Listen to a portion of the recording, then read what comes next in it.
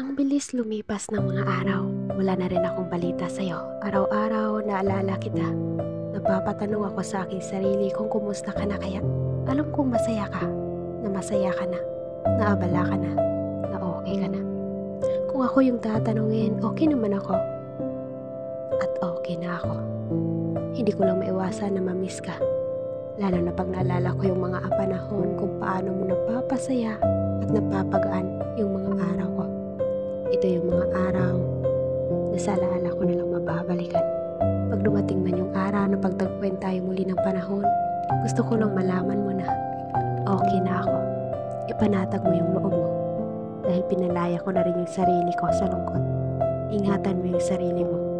Ingatan mo rin yung taong mahal mo.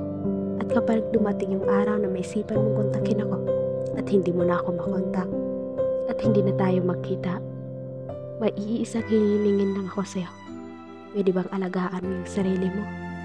At kapag feeling mo walang naniniwala sa'yo, lagi mo sanang tatandaan na nandito lang ako sa malayo, pumapalakpak sa bawat nakamit mo. At lagi mo rin sanang tatandaan na bago kita sinukuan, ilang beses kitang pinaglaban. Kahit alam kong ako rin yung talunan.